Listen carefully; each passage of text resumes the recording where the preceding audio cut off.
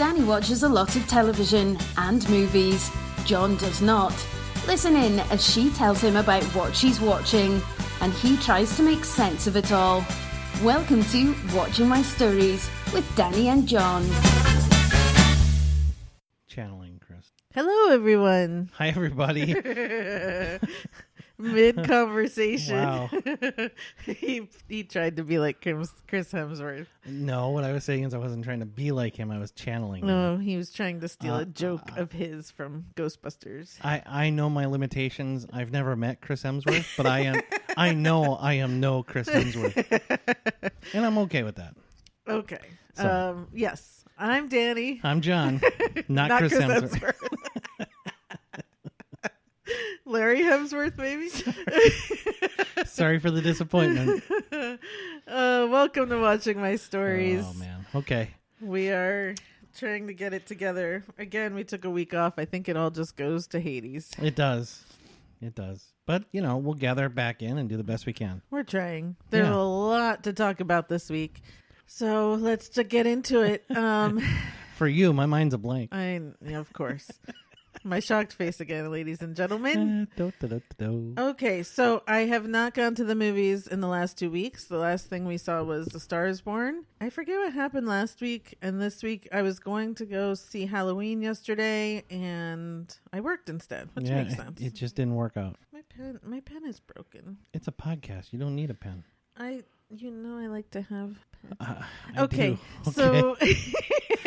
technical difficulties. Yeah, so I haven't seen anything new, so we are going to talk about a few older movies I've watched or pay-per-view movies I've watched, and that I got some to John to watch that I've already talked about on here before, and then we're going to get into TV. It's a big TV stuff, and then for Actors Corner, I asked John to randomly pick someone to use or to talk about, and he chose Denzel Washington, so that's going to be really interesting. Yeah, it is. So, okay, so we're going to start with a couple things to get John involved, and then he's going to get left in the dust.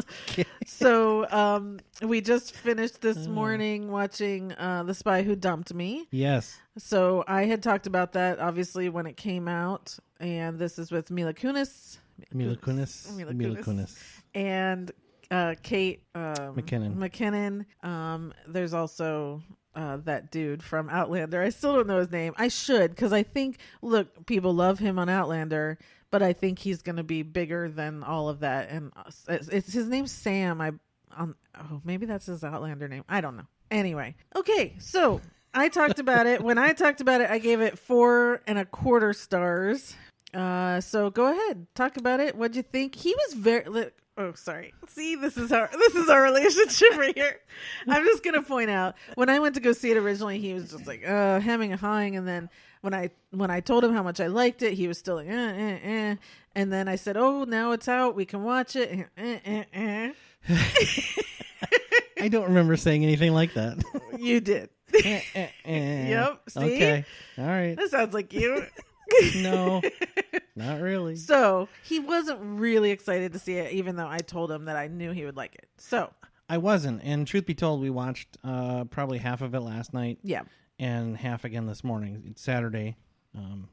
So after yesterday's half, I actually didn't want to stop watching it. I wanted to keep going. You could have told me that. But I was too busy going, That's right. Well, you had to go watch baseball. Oh, yeah, Brewers. Brewers. I'm originally from Wisconsin, so I have to be a Brewers fan. Sports. Sports. Go Sports. Anyway, yeah. So, my turn. Yeah.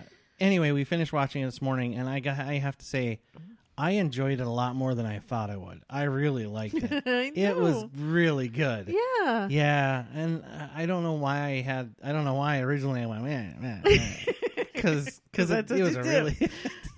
I guess it's what I do. But see, it was, and I remember when I said on the podcast before when I was talking about it, it was that same feeling like I had talked about the marketing of it. Mm-hmm. And where like they had marketed Spy with Melissa McCarthy, and they made her look like this bumbling idiot, and it was this comedy where it turned out to be kind of this action-y star where she kicked ass. And I felt the same. They did the same thing with this one, where they marketed it like it was supposed to be really funny, and there were just these two girls that didn't know what was happening. And instead, it's an action movie. It really is. And, true to form, I really don't remember any of the marketing for this because I have the world's second worst memory, so I don't remember that. But it was an action movie. Yeah. It really was. And they both did so much better than I thought they would in those roles. Not that I didn't think they could. Right. I just couldn't picture it. Right. Until I saw it, and then it's like, this is fantastic. Right. Yeah, they're both so fantastic in it. And it's it's a female director. She also co-wrote it, and she has only directed like CW shows, nothing like this. Yet those action sequences, those were really good. Fantastic. They were really good. Yeah. Yeah. I mean, so I was just really happy that, again, a woman was given the chance and the money to do something like this, to show that, of course there's Catherine Bigelow's, and there's, we know it's capable, but a lot of people don't give them the money and say, please go make this big old movie. But it really was great. Yeah, it really was. And I had forgotten that you told me it was a female director. Yeah. But about, a little ways into it today, this morning when we finished the second half, I was like, was this directed by a woman? Because it felt different. It felt... Right.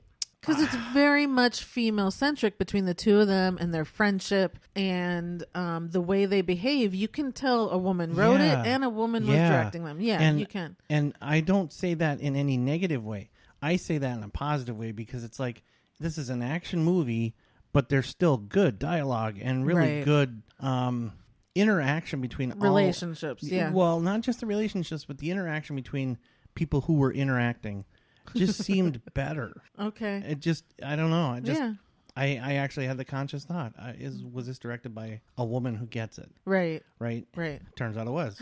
So yeah, kudos to her. Yeah. And they both were great. Kate's so funny. I mean, she can do no wrong in my eyes. Yeah, and it was so disappointing to see Hassan Minhaj in that role. But he was so good in it. He was, and that was the disappointing part. I like Hassan Minhaj, and he was such a dick. He's so good. But I love when he does that. Like when he was on The Daily Show, which he's not anymore.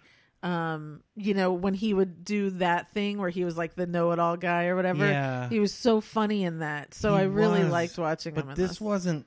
It was a little bit funny, but it was mostly just annoying, and I don't want to be annoyed by Hassan Minhaj. I want to laugh. I want to be entertained by him, and it's like, oh, dude, come on. You're nailing this. Stop it. Yeah. Yeah. So. Well, his show comes out in a few weeks, so it'll be exciting to watch his own show. Yep. Yeah. So anything else you want to talk about that? Again, the one thing I was thinking of now that we've kind of gone through the summer of movies is that while, the title, The Spy Who Dumped Me, is a play on obviously the Bond titles and that sort of thing, it was refreshing to have an original story. It was a summer full of, maybe not so much. And so rewatching it again, it was like, just knowing that someone had a refreshing take on something. And we've kind of seen this sort of thing before, but not at this level. It really was a higher level of action, a higher level of relationships, and those interactions between everyone. And and it was so much of Europe, which was really nice to see too. Yeah, the scenery was really great. Yeah. So I give it 4 stars. Okay. I don't know why I wouldn't give it higher than that. I just, it was a good movie. It wasn't, my top 5 movies of all time. Right. But it was really good. But when it's on the movie channels, I know you're going to be sitting there watching it over and over again. Yeah. Good. So I was thinking too, when we were finishing that this morning, was another movie that we watched a few weeks ago that we never talked about on here. That was one that I talked about when I saw it in the theater, or whenever I saw it, was Tag. Oh, yeah. And finally you saw it. And I don't think we talked about it on here. We didn't? I don't think you got to. Oh. Did you? Well, there's a lot I don't get to talk about, but that's okay.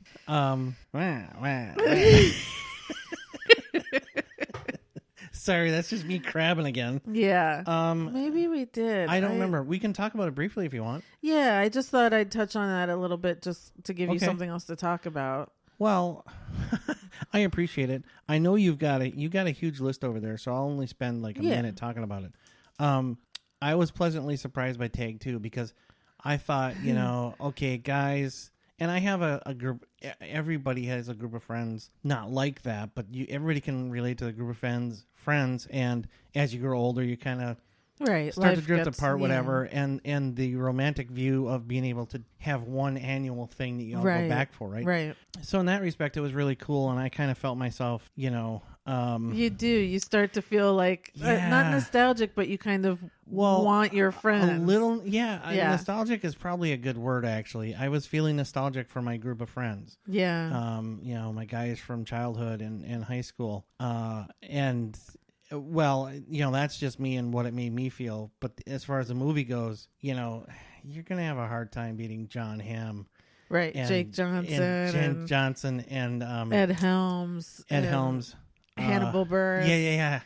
Yeah. I love all of them. Yeah. Individually. And Jeremy Renner, who is not like he was the one for me where it was just like he's gonna be in this one. I do find him funny when he does funny stuff. He has great lines in all the Avengers movies and stuff. But I loved what they did with his character. That they made him this like uber spy isn't the word, but the slow-mo stuff that he was able to do and get away from not getting tagged. Right, but here's the thing. So that to me is Jeremy Renner. That part was almost written for him. I can't picture him being any of the other characters. So, and maybe he's capable. Maybe he is. I just haven't seen him in enough stuff. But the stuff I've seen him in, he's kind of, he's Jeremy Renner. Okay. So for me, that role was perfect for him. And, he was Jeremy Renner to me. Okay. So I don't dislike him. It's just it to me is kind of a one-trick pony.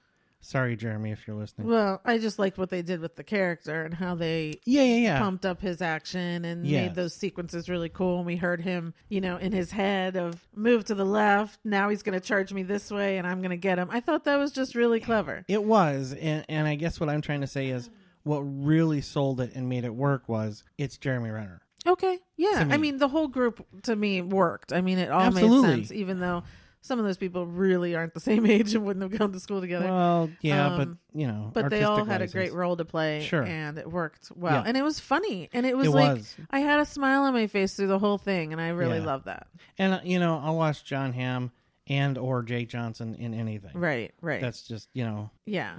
And then, that it's a true story and you see the guys at the end doing their real thing and that's just so sweet. Yes. Yeah. Yep. So you like that one too? I liked it. Good. Yes, absolutely. Good. Okay. So that's the end of my participation. You can rest. Bye, everybody.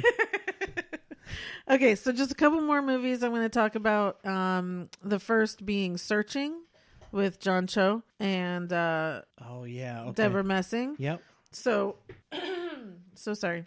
So this was so good. Really? And it was something I was dying to see anyways. But first off, there's the way it was shot. So it's all done. I actually don't know what they used to shoot it. I don't think they recorded like Apple devices, but it's possible. So I know you don't know anything about it, but there was an episode of Modern Family that was done done entirely on Apple devices. So Julie Bowen was at the airport and she was on her Mac computer or her phone and she was FaceTiming everyone and everything was on, the screen of her computer. So we were seeing her pull up videos on her computer and we were seeing her FaceTime people and we were seeing her chat with people and all that stuff. So it was just a really cool thing for the half hour. Well, this movie is done exactly the same way. Everything is seen through either his computer, his phone, or cameras he's put up around the house, kind of like Paranormal Activity.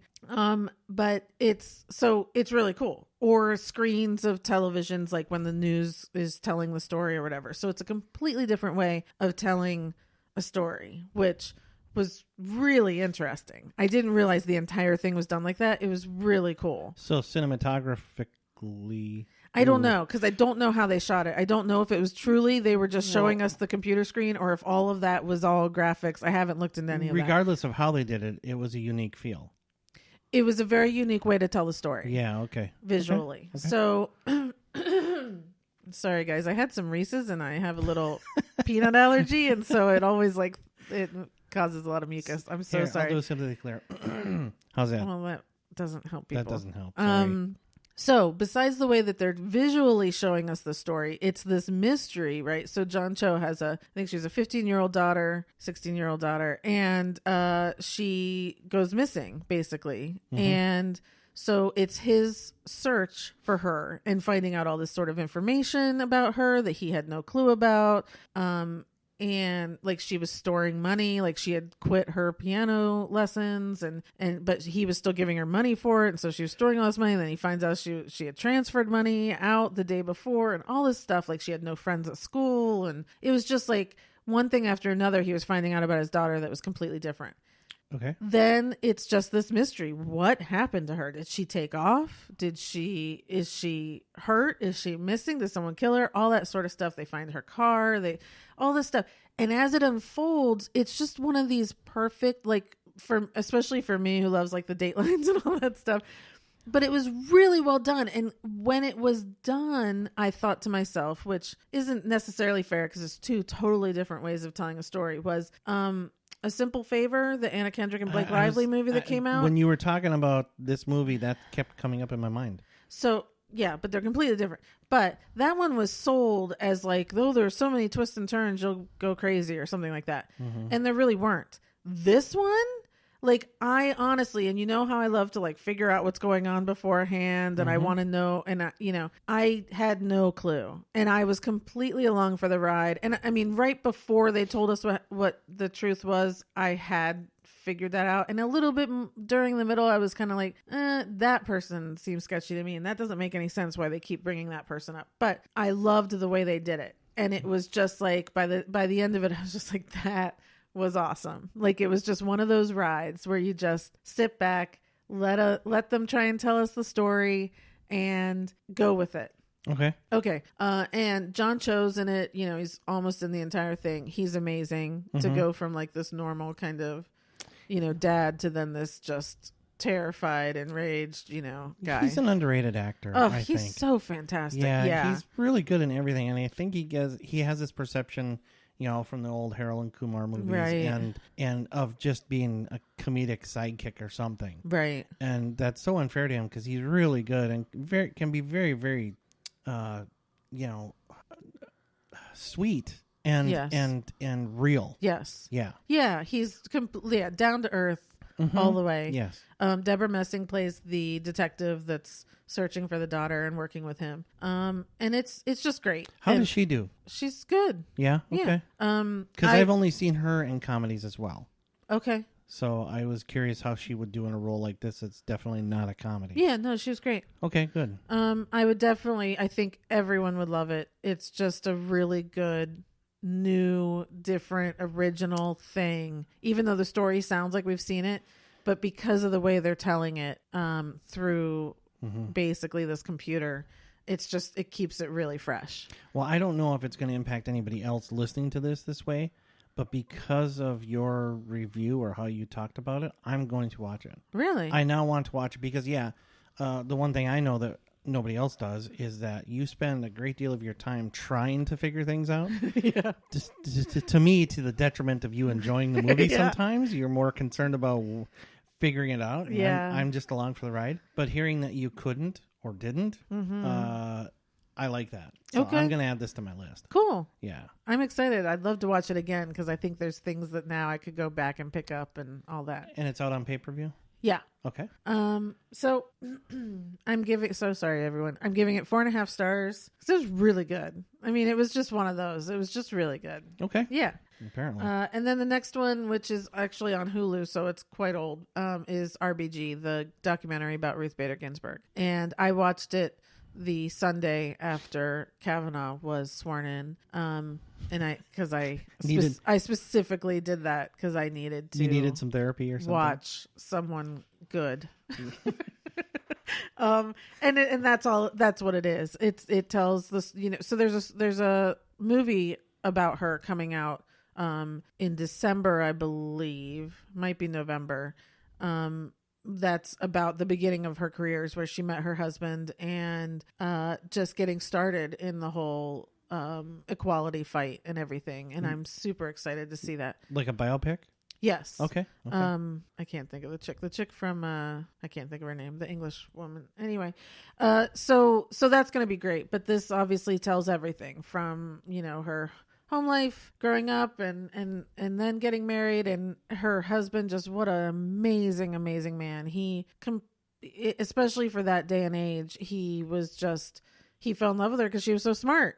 And he never expected her to stay home and raise kids and any of that. He was perfectly fine with her becoming a lawyer and going to law school, and she was one of only like three or four women in the law program at the time, and she got to the Supreme Court basically because of her husband. I mean, he was a huge private practice attorney in New York when she was working on all the equality stuff and all of that, and when Carter appointed her to work for a federal judge, like, he gave up his job and he moved to DC, and he's like, people would always say to me, I can't believe you did that, and he's like, she had the better job. That's what you do, Yeah. I mean, just for someone of his generation to have such an outlook and allowed her to do the things that she needed to do. It's a wonderful relationship that they had for many years. Well, sadly, it sounds like he was ahead of his time.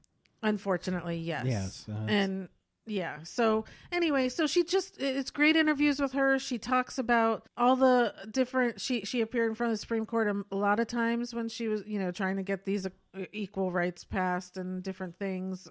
When she was just a federal judge. When she was a lawyer. A lawyer. Okay. And so she talks about all of those things. She talks about the changes in the Supreme Court that she was in the center in the beginning, and then once it started getting a little right heavy, she had to start going to the left, and all her dissents, she shows all her different collars and what she wears them for. They show her Kate McKinnon on SNL because she had never seen it, and I don't know that I've laughed so hard watching someone else laugh so hard at someone impersonating her. She loved it. Oh, good.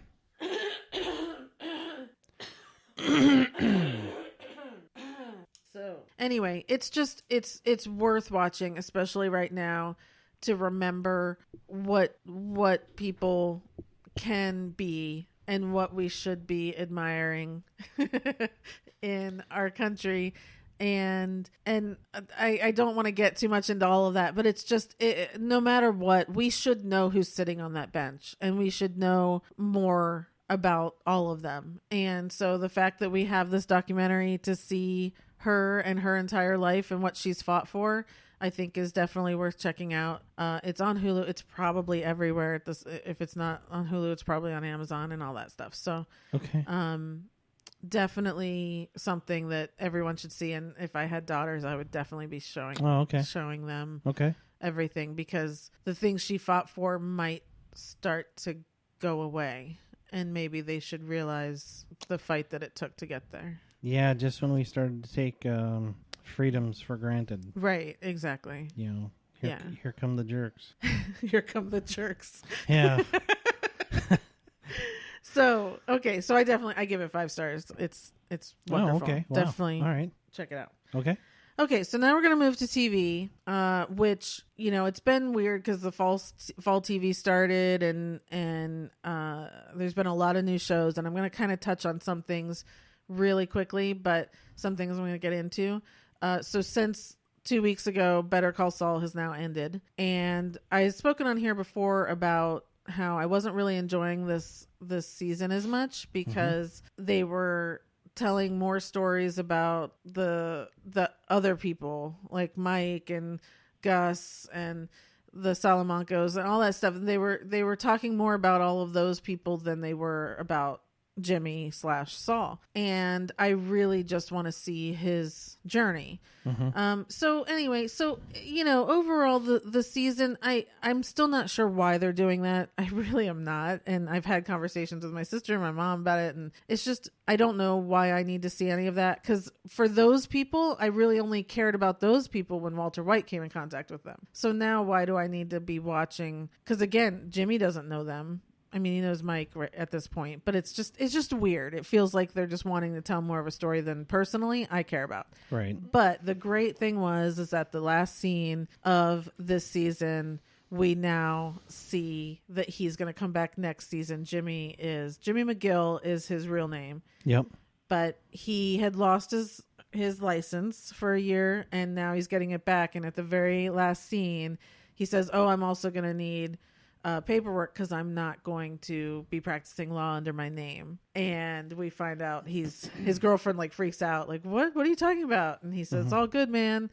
And so we know he's going to come back and he'll be practicing as Saul Goodman. So that's really exciting to me, and definitely makes me excited for next season, because we're going to start to see the change in the clothes, hopefully, and the change in the car he drives, and the commercials, and all the sort of stuff that we came to love Saul Goodman for on Breaking Bad. Okay, so one question. Yeah. So the way you just said that there, is that where it comes from, or was that just a clever play on words on your part? No, that's where a few seasons ago he had been working with a partner, and they were like stealing stuff. You know, he was doing these little cons here and there, and he was using the name Saul Goodman, and his partner that was with him said, "Where'd you come up with that?" And he said, "It's all good, man." And that's where It's Saul Goodman. Yeah. It's Saul Goodman. That's funny. That's clever. Yeah. Okay. So that's where we learned that he got the name from a while ago. Vince Gilligan, you genius. Yes, for sure. Again. So I just want to continue to watch Saul and his girlfriend Kim, who, you know, we never saw her on Breaking Bad. So I'm also really interested in her character, and she is a complex. I mean, she wants to do the right thing, but then she also really loves to kind of get away with not doing so much of the right thing. Like, she's so fascinating. Isn't she a Fed? No, she's an attorney. Oh, I thought she was an FBI agent. No. Sorry. Yeah. So It's just really, I really just hope that they focus more on those two, but I think they're going to continue to just show us everyone else. But I also don't know the timeline, and I want to look that up, because I'm not exactly sure how many years we started Better Call Saul before we know Breaking Bad starts. So, you know what I mean? And not that Better Call Saul can still run into years where we know Walter White is happening, because it took a couple years for them to meet. Right. So, you know, but I just would like to know kind of where we are in that timeline. So I'll need to look that up.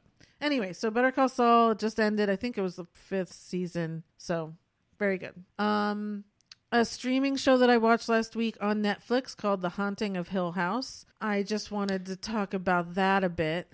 What? So I just saw the thing in USA Today about people losing sleep and freaking out and panicking because of this show. Yeah. And it's really odd because of what you said about it. So it's not scary.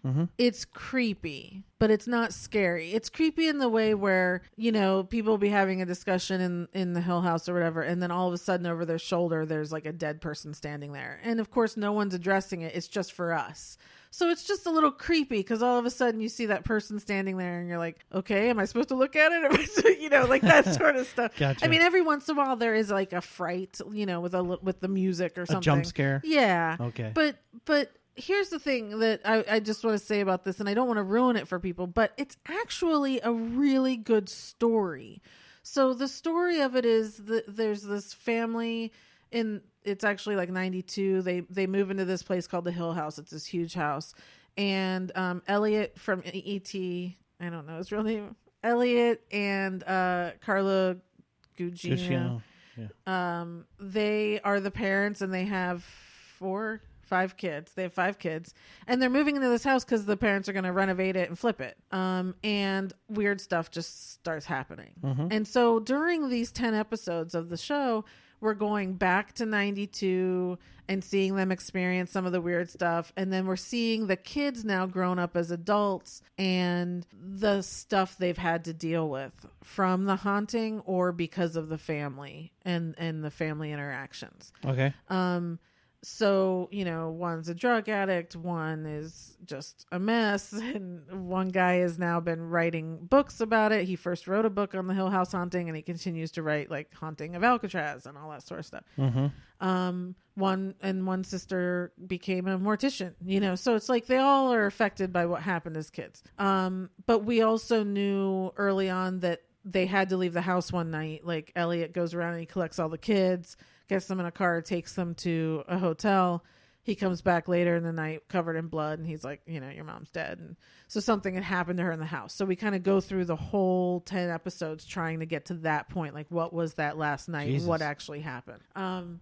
So here's the thing. It's a little slow. It took me probably 3 episodes to get to it where I'm actually, like, now I got to keep watching it. And I did. I watched it in 2 days. But it's really about this family, and there's a lot of metaphors, but there's also like, it's so hard. But so I guess this was based on a book.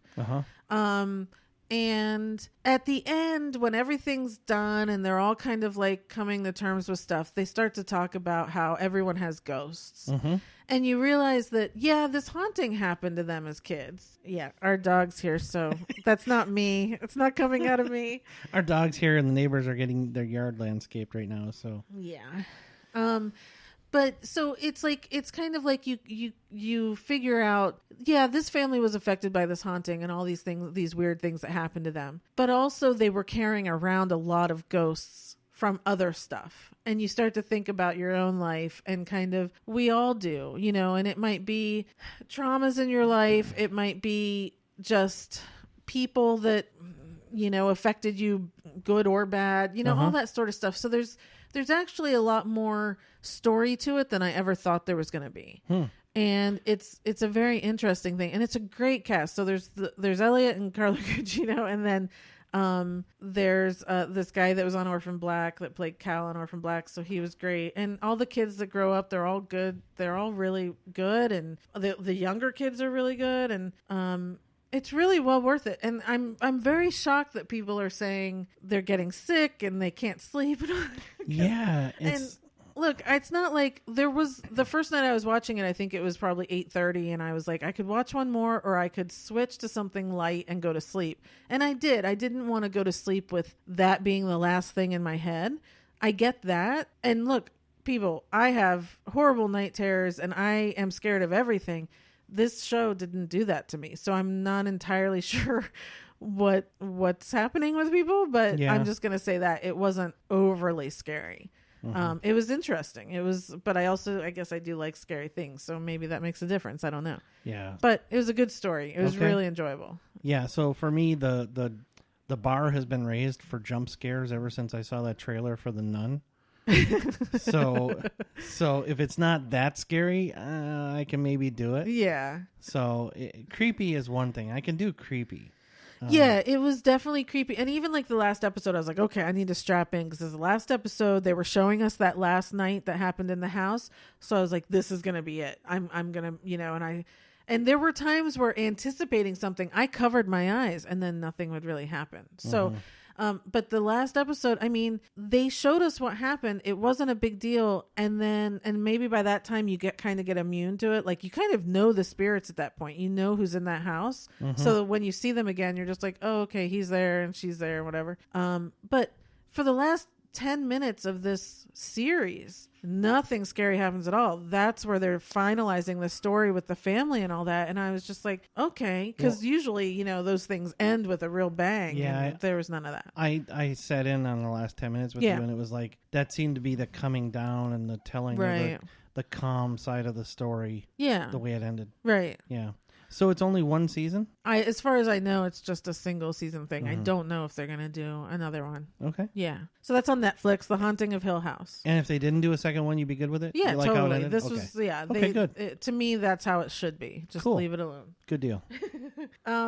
I also want to just talk about a new show on Amazon Prime called The Romanoffs. It's Matthew Weiner's new show, who created Mad Men.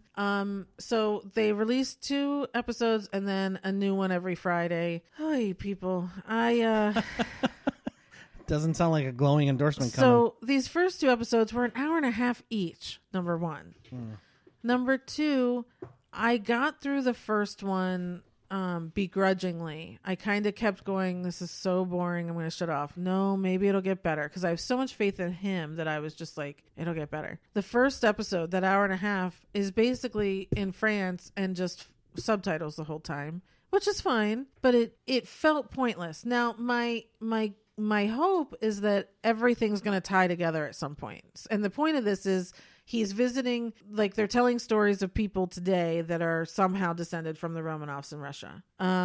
So I started the second episode, and about 20 minutes in, I was just like, it's so boring, I can't do it. So I think what I'm going to do is just wait until all the episodes have come out and then try it again. But I have had no inkling to go back and watch anything again. Oh, wow. Yeah. So that's the Romanovs. Again, if you're watching it and you love it, reach out to us. Tell me what you're liking about it, and I'll try, maybe I'll give it another go before everything else comes out. I want to talk about the new season of everything has come out, right? The CW is a little bit behind. They start a few weeks later, and last week was the first episode of Arrow. I just have to talk about it because Arrow is my favorite in the Arrowverse. It is my favorite show. I love The Flash. I love Supergirl. I love Legends of Tomorrow. I did start to watch Black Lightning last season, and it did not keep me interested. I've thought about getting back into it this season, but yeah. Anyway, Arrow came back with a bang last week. It was so freaking awesome. So much action. Such a great story. They've jumped to the future for the ending, which, you know, they normally do. They kind of give us this little taste of like, here's where we're going to try and get to by the end of the season. Mm-hmm. It's pretty far into the future, so I'm not sure we're going to get to it in this season, but what do I know? I'm along for the ride when it comes to Arrow. I love it. It unfolds all through the season. I just wanted to put it out there that I think if you haven't been watching Arrow, especially there's a lot of people who watch Flash and Supergirl and don't watch Arrow, which I don't get because Arrow was the first show. But if you haven't been, you could jump into this season and it'll be okay. Like, yeah, there's a lot of history between all of these characters. There's a lot of stuff that you definitely wouldn't get. But you could jump into this season, I think, and just enjoy the crap out of it. And that's only been off of one episode that I can say so far. It's just so good. Very cool. Yeah, I'm so excited for it. As well as The Flash has been great. Supergirl's been great. Legends starts on Monday. So, you know, and here's what I'm gonna kind of get into now is the shows that I'm not enjoying versus the shows that I am.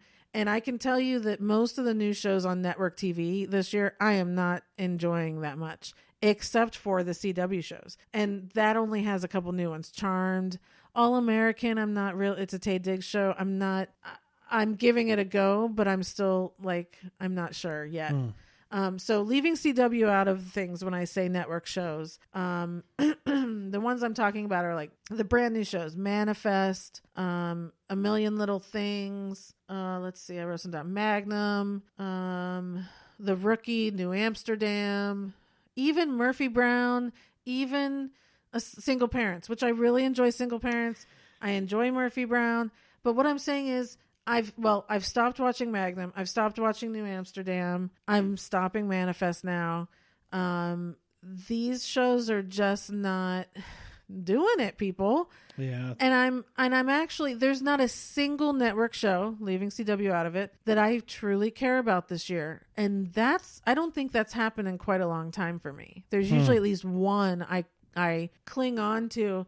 And now, if any of these shows got canceled today, I go, oh, okay, whatever. And I just delete it out of my DVR and wouldn't think of it. Wow, that's kind of sad. Yeah. Like I like A Million Little Things, but again, I told you this before, they're trying so hard. And this week, not only is there the affair and there's, you know, now someone's got breast cancer and now they brought in her dad.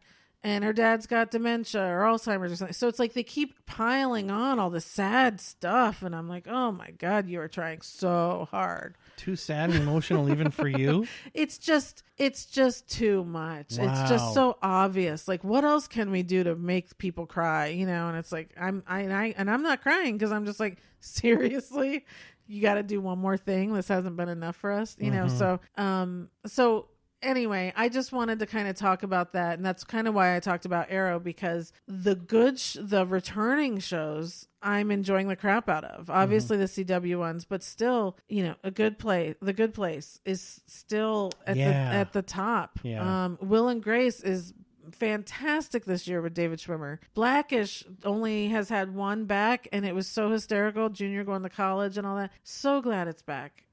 Dramas like Grey's Anatomy that always works. I can't believe I'm still watching it. Honestly, every season I'm like, am I going to watch the show? And every week it pulls me in and I go, yep, I still like it. So it's just one of those, you know. My mind is completely boggled by that. It's just, there aren't a lot of network stuff. There isn't a lot of network shows that warrant watching things over. You know, SVU is still great.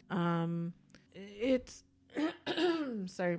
It's just that one network news show that I actually am enjoying is FBI. And that's because it's just a simple procedural. Like they aren't, you know, like Manifest trying to come up with this thing of why did this plane disappear? Well, they're sucking at it and it's boring as crap.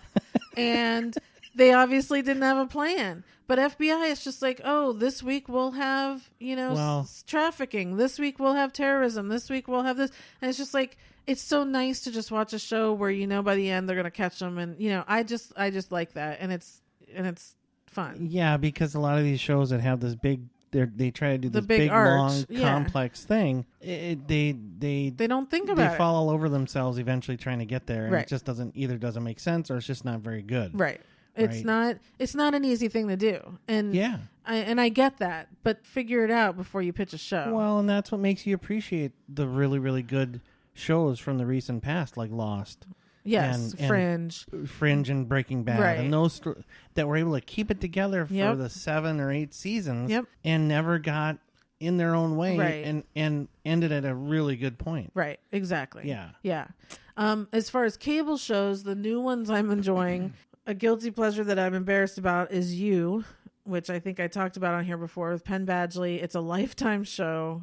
It's like watching a Lifetime movie. He's this weird stalker killer, but you like him and you want them to get together, but you don't. And it's just this weird, I mean, it's like, I hate every time I put it on. I'm like, I can't believe I'm going to put this on. And then I'm so sucked into it. It's embarrassing, but look, before it even started, Lifetime already renewed it for a second season. So I knew it had legs, and it's just one of those. Right. Another one is a Showtime show with Jim Carrey called Kidding. I am in love with this show. And it was one of those where it was a slow burn, but this past week, which was actually last Sunday, it was just the most beautiful and heartwarming. Like he started seeing this girl that has cancer, and you know, so Jim Carrey plays Mr. Pickles, who's like a Mr. Rogers, and he's got this children's show like that. And he had all the puppets, and he wrote a song for her, and all the puppets were singing, and it was just this beautiful song because she didn't want to get treatment; she was just going to give up. And I was like, "That's it, I'm done. I love this show. I'm in." No matter what. And he's just so lovely, and and the whole Catherine Keener and Frank Langella and him, and it's just wonderful. It's a really lovely story, just kind of about people and trauma and life, and it's just I really love it. And it's only a half-hour show. If you haven't, go back and start it. It's definitely worth it. I'm excited about that one. And then there's The Purge on FX. It's based on the movies, obviously. I really am liking this. It's just 10 episodes. It's just like the second movie, where we're just following a bunch of people who are caught up in the Purge. And man, it's just intriguing and fun to follow along. Nope. I just have a fundamental issue with the concept. Oh, yeah, I like it. I don't like it. And then, of course, American Horror Story, Apocalypse. They're all, I've said on here before, I have skipped a few seasons because they were too gory. This one, he has brought in, it's this new Apocalypse season, but then he brought in Coven. He brought it last week. We were at the Murder House. Sarah Paulson directed last week, which was just, she did a great job. So we're revisiting characters that we haven't seen in a long time and tying together this whole story. And it's just been really well done. And, you know, I'm hoping this is going to wrap this up because Ryan Murphy now has a deal with Netflix. So I'm hoping this will wrap up American Horror Story, and now he'll start new stuff with Netflix, but we'll see. It kind of has to, doesn't it? It feels like it has to, but what do we know? You know, who knows how this is going to end? So we'll see. Hey, I know I don't know. Yeah. And then I just wanted to talk quickly about Doctor Who because we talked about it a couple weeks ago. And it's been a lot of fun. She's stepped into the role of the Doctor really well. She's, there are times where I've done this before with other doctors where I sit there and go, okay, if Matt Smith were saying this, or, now I'm kind of like, oh, if Peter Capaldi was saying this, is this the same? Are we following the same character? And we are. And the companions so far have been good, and it's been a good couple episodes of them being out in space and trapped, and she finally just found her TARDIS, and they redecorated the whole TARDIS, and it's just very cool. So, yeah. You never ask yourself if Tom Baker would say that? No, sorry. That's the only Doctor Who I remember watching. Oh. I think he was the original. Possibly. I think I started with... I don't know. I can't remember if David Tennant or Matt Smith was first. So there were those two, and then Peter Capaldi, and I think it was David Tennant first, and then Matt Smith, and then did Peter take it from Matt, or am I missing someone in between? I think that's right. Anyway, it doesn't matter, but It's really entertaining. She's great. Love it. Just pointing that out. Well, good for her. Yeah. And then one quick thing I'm going to talk. So that's it for TV. There's a lot of good stuff. Oh, I'm also Making a Murderer that has a second season out that just came out yesterday. I'm halfway through it. This season's been really interesting because for those of you who follow it, the first season was about Stephen Avery and him getting convicted of murder, and basically him saying that the police planted all the evidence and he's innocent and all that. So now Kathleen Zellner is on his case, and this season is following her investigating the case and trying to figure out, is he truly innocent? Is he not? And how are they going to get him out? And watching her work is fantastic. And I've followed her a few times when she has gotten out 19 convicted people that she was able to prove innocent, and so they were exonerated. That's the most out of any private attorney. Usually the Innocence Project and all that steps in, but for any private attorney, she's got 19 people out. One of them was Ryan Ferguson. I followed his. Oh yeah. Yeah. I know the name. So watching her work and getting her experts in, and really now, a lot of people complained about the documentary for the first season, but now having her come in and see the experts talk and kind of what a bad defense he got the first time around. It's going to be interesting. I'm excited to get through the season and see what else she comes up with. So anyway, watching that's on Netflix. For those of you who want to check out any of it. The first season's great. Now the second season, definitely follow it up. Okay. But anyway, so one more thing I'm just going to talk about before we get to the Actors Corner is a book, which I don't read, but I did. Busy Phillips had a book come out this week called This Will Only Hurt a Little.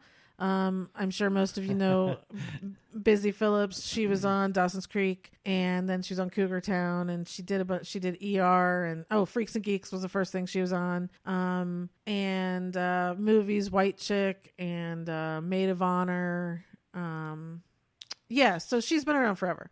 What? She was just in the new one. I Feel Pretty. Yeah, because her husband wrote and directed that. Yeah. Oh, okay. So anyway, she came out with a book, and I read it in 2 days, which again I never do. I like to do audiobooks, or I do read. If I read anything, it's a biography. So this does go. It is in my wheelhouse, but I don't read very often. Right. And I just couldn't put it down. It's really great. It's called It Will Only Hurt a Little. She talks about everything from her childhood up until now. And now she's got a late night talk show on E! That starts next week called Busy Tonight. And she talks about all of these trials and tribulations from high school. She gets really real about some stuff, about being raped, about having an abortion, about drinking, about relationships with her parents. And then when she gets out here and she starts her career and how awful the industry is and how women are treated, I was actually quite surprised at how upfront she is about people, because I kept thinking, and I think this is the problem, I kept thinking she's going to ruin her, like that person's never going to hire her, or they're never going to come on her show. And then I was just like, but that's the problem. We need to be telling the truth about these people, right. Like she has a really interesting story about Steve Levitan, the creator of Modern Family. Mm-hmm. And it happened a while ago when she was on Cougar Town. And she saw him recently while she was writing this book, and she knew she was going to write that story about him. And she was like, screw it. I'm going to tell him he's not going to make another Modern Family. Like, that doesn't happen. I'm not going to need him for a job. So she did. She was like, look, you were a complete dick, and tells him off, and he's like apologizing, you know, whatever. And she's like, no, it's going to my book. Sorry. You know, and it was just like, and it wasn't a sexual sorry thing. He was truly just being a jerk. Yeah. And, in this day and age, it's kind of refreshing. Well, yeah, it's just for a guy sure. being a jerk and not being, anything more is like, right. Hey, good for you, yeah. fella. She talks about interactions with Harvey Weinstein. Not that he ever came on to her, but just she was around him when he was around other actresses. And how it made her question herself. Why is he not? Well, yeah. But a lot of that, people calling her fat, people, she wouldn't get jobs because like she had just had a baby and they were like, oh, you're too fat. And it's like, a lot of that stuff. But I know in the press, they've talked about the whole James Franco story, which is literally nothing compared to the rest of the stories in here. And they've also talked about how her husband didn't want anything to do with the kids when they were born. And it's like, again, that's nothing. Like the stories she tells in here are so much more honest and dark and some juicy, like that. I can't believe those are the two that the press is choosing to focus on because they are the littlest ones. There's a little bit when she talks about Heath Ledger dying, I was crying. It was just awful, So anyway, Busy Phillips has called It Will Only Hurt a Little. If you like her at all, or if you just kind of like, I guess, kind of Hollywood tales, it's definitely worth checking out. And honestly, she skipped, like the last 3 chapters were basically like getting married, having a kid. Like she skipped almost everything from basically late 20s to now. So I think there's a whole nother book in there that she can definitely churn out if she ever has the time again. Right. Because I'm sure there's a lot more in the last 10 plus years that she could talk about. There has to be. Oh yeah. Because honestly, by the time she was telling some of the stuff and I'm like, she's like, and I'm 26. I'm like, you're only 26 and all this has already happened. Like, that's crazy, Right. So anyway, and I watched Cougar Town. It is one of, like, she talks about how Friends is one of her favorites. And obviously everyone knows that is my all time favorite, but I watch Cougar Town a few times a week. I put it on while I'm sleeping. I love that show, so she definitely holds that spot with me for sure. Anyway, so I just wanted to talk about that because it is a rarity that I read a book. So that's a recommendation then to get and read the book. Yeah, definitely. Okay, so we are now going to go to our Actors Corner. Yep. And John chose Denzel Washington this week. Oh, we're not doing Tom Hanks? Is that who you did? No, I'm kidding. People. Oh, that was a great reaction. That was better than I thought I'd get. That wouldn't be a strange thing to happen. One of these weeks, I am going to have done the wrong person, so we'll see how it really goes. Yeah. Anyway, so this was way harder than I thought it was going to be. Holy smokes, it was tough. I think this is the hardest one we've ever done. So far, yeah. I think so.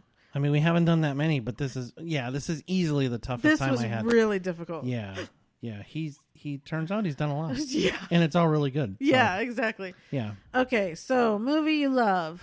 I could only get down to 3. I'm sorry. I couldn't. It's one of these 3. Okay. And here's the deal. So in going back and looking at his career, yeah, he had an amazing mid-90s. Okay. Now, he's done a lot of great stuff over the last several years and throughout the 2000s.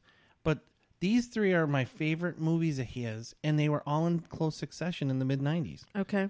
The Pelican Brief. Okay. Philadelphia. Okay. And Crimson Tide. Okay. 1993, 1993, 1995. Those are not only just like great movies. I think I can say that they're probably in the world, not just my opinion. Yeah. But those are probably 3 of the best movies made. I wouldn't know about Pelican Brief because I've never seen it. Yeah, why is that? It's Julia Roberts. I'm not a Grisham person. Doesn't matter. Oh, that's right. You haven't seen the Firm either. I haven't. The only one I've seen is the John Cusack one. I didn't see the Susan Sarandon one. Yeah, that's the only one I've seen. I didn't see Susan Sarandon. I didn't see the Tom Cruise one, and I haven't seen this one. So, Pelican Brief and The Firm are 2 fantastic movies. Okay. They really are. You need to see them. Yeah. I'll trade you 2. One of these weekends. Yeah, one of these weekends. You just say, here's a movie we're watching, so I can have you watch the Pelican Brief. Sure. And it can be any movie. And the other two were Crimson Tide and Pelican Brief, Philadelphia. Crimson Tide. Yeah. Yeah, okay. I can't choose. It would probably be between the Pelican Brief and Philadelphia because I like those two. You know, the military movies I really like, but not as much as the other two. Okay. So mine is Fences. He directed it. Yeah. And he did it. He won the Tony for it on Broadway, and then he directed the movie, and he was in it. And it is. This will be one that. Probably till the day that I die, I will be pissed that he didn't win the Oscar for it. The dialogue, the amount of dialogue in it, and the type of character that he plays in it is contrary to anything else he's ever done. And it's the most amazing story, and it's all him and the way that he told it. And that's not true. Viola Davis is amazing too. So but for me, like I can sit and watch it at any time because I'm honestly at the point where I've seen it so many times. I just watch him and like the craft and what he's doing because it's just to die for. I love it. So, well, those two have to have about the best, one of the best all-time natural chemistries ever. Well, they're both the two of the best actors we have. I mean, just amazing. Totally agree, and I didn't even see it. Okay, movie you like? I got down to 2. This is why this was so hard. See, you gotta do. I do the honorable mentions at the end. At the end, because it's like. But anyway, go ahead. Oh, well, okay. One of these would be honorable mention then. Okay. I don't know which one. Okay. That I like. Yes. Unstoppable. Yes. And Inside Man. Yes. Inside Man is great. Yes. Unstoppable was great. Yes. It turns out he's been in a lot of great movies. I know. He's great in a lot of movies. Totally. Yeah. Yeah. Okay. You? Movie. So I got down to 2. Movie I like. And you were just pitching me grief. No, well, that's because you had 3 for the first one. So you know. So I'm getting down there. There was only 2 for that. And it is. It's so hard. So yes, I will be going through the honorable mentions afterwards because it's going to be long. I bet. Honestly, I think all of these could be under love or like. Yes. You know. So, Glory. Yeah. I mean, it almost makes me cry just thinking of it. Yeah. He's the most amazing in that. Yeah. And John Q. Again, I could just cry thinking of it. Yeah. He's that. I love watching that movie over and over again. It's so intense and he is so good and decent, but he's doing this horrible thing, but he's doing it for his son and it's Denzel and it's just, I love it so much. Yeah. Yeah. I know. Yeah. Okay. Yeah. Movie you hate. Taking a Pelham 1, 2, 3. I love that movie. Yeah, not me. Oh. Yeah. Did you see the original? No. Well, no. Okay. But that doesn't change my opinion that this movie, this remake should not have been made. Oh, okay. Because I've heard so many great things about the original. Oh. And I've seen, this movie, and it can't have done homage to the original. It just can't. Okay. In my opinion. Okay. That's just my opinion. Okay. And honestly, I got down to, this was the last thing I filled out, and I got down to his list of movies, and I had to pick one that I hated. And it's like, even this one, if it's on, I could watch it. Yeah, I don't have one because I haven't seen everything he's been in, but the ones I have seen, there's nothing that I don't like or hate. Yeah, okay. I totally get that. Yeah. I totally get that. Yeah. Okay. Movie you secretly love? Fallen. Which Fallen? one is that? Oh, shit. Oh, you know what? I screwed up. You did? I was thinking Falling Down. Oh, that's Michael Douglas? Yeah, that's the movie I thought. And he's not it. That's John. Who is that? Who is what?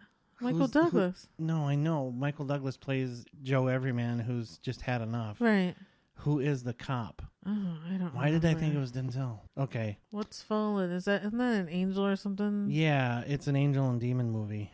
You like that? No. Okay. I was thinking Falling Down. Okay. So. Okay. So a movie you secretly love, you don't have one then? Apparently not. Okay. Not one that he's in. Okay. Mine is Crimson Tide. And it's not about secretly loving it. It's just, it's not my kind of movie. Mm-hmm. But I probably watch it and parts of it at least once a week. You know that. You know I love it so much. Between the thing with him and Gene Hackman and the going back and forth. Yep. and EXO has the bridge, and I can I love the whole thing. Viggo Mortensen and getting the radio going, and I love that movie so much.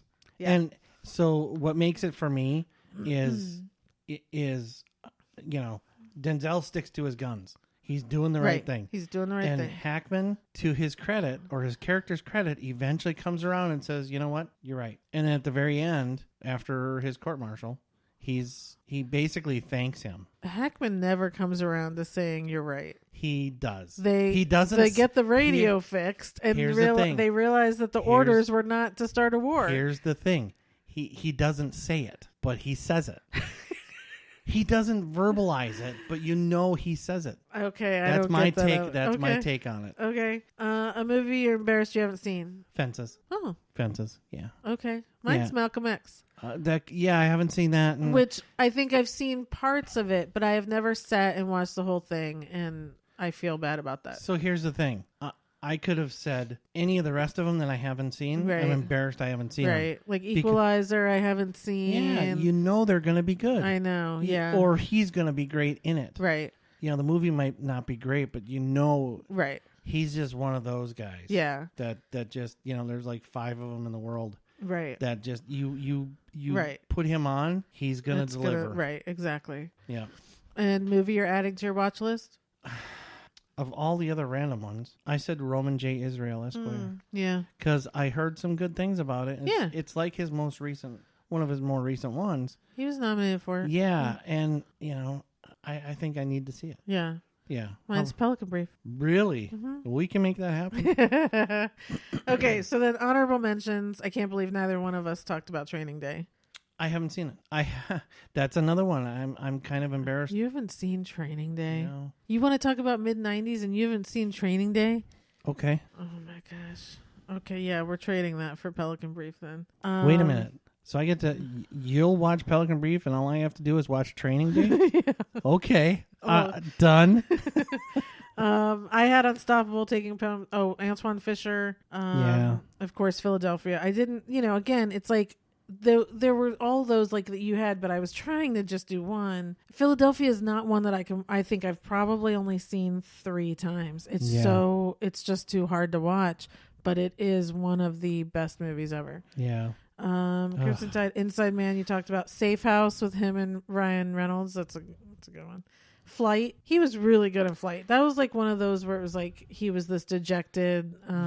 See, I just had an issue because of the technical improbability of what he did.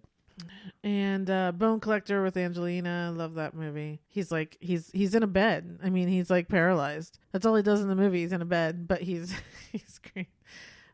Training Day, Crimson Tide, John Q.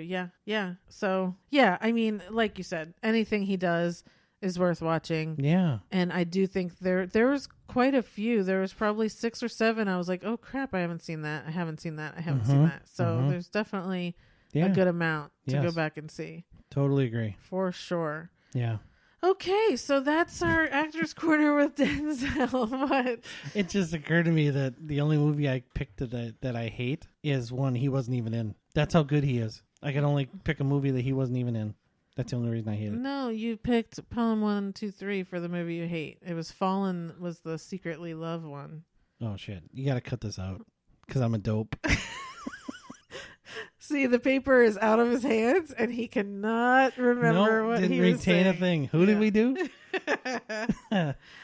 Anyway, yeah, so that's it, everyone. Hopefully, we will be back next week. There'll be lots to talk about. Hopefully, we'll get to the movies. That'd be good. And see some new things. And yeah, so thanks for coming back, you guys. Thanks for sticking around. Yep. Check us out on watchingmystories.com and follow us on Instagram, Twitter, and Facebook. Absolutely. And we'll talk to you next week. Until then, I'll be watching my stories. Thanks, everybody. Bye.